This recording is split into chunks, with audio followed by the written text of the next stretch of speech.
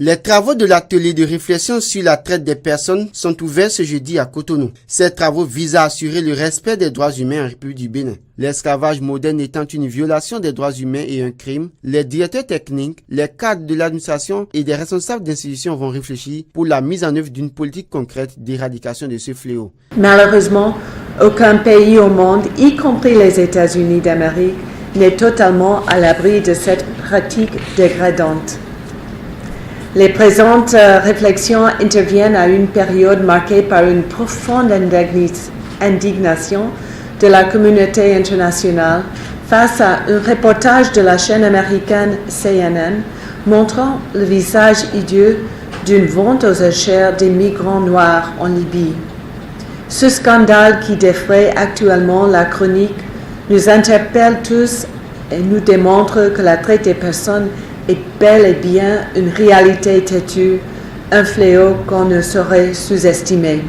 L'objectif du présent atelier est d'élaborer une politique nationale de lutte contre la traite des personnes et un plan d'action opérationnel axé sur une meilleure stratégie de répression des auteurs de la traite des personnes et une prise en charge efficace des victimes de la traite. Selon la présidente du comité d'organisation Mariam Baba Moussa Soumanou, le rapport 2017 des États-Unis sur la traite des personnes place le Bénin sur la liste de surveillance de catégorie 2 concernant les pays qui n'ont pas pleinement satisfait aux normes minimales en matière d'élimination de la traite des personnes, bien que les efforts aient été réalisés. Je suis convaincu que les experts que nous avons pu réunir ici pour discuter pendant vos travaux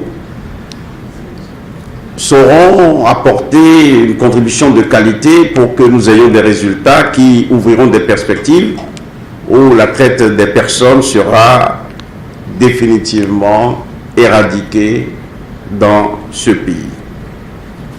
Je peux vous assurer que le gouvernement de la République ne fera preuve d'aucune faiblesse, ne laissera pas d'espace pour que ce fléau trouve des formes insidieuses pour se perpétuer.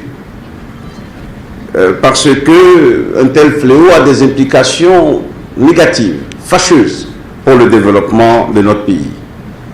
La traite des personnes est une entorse inacceptable aux droits de l'homme.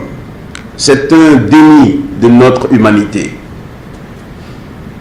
Vous savez très bien que la constitution de notre pays dispose que tous les citoyens sont égaux devant la loi et ont droit à leur intégrité physique, ils ont droit à la tranquillité, ils ont droit à la quiétude, et nous ne devons pas tolérer des actes de traite.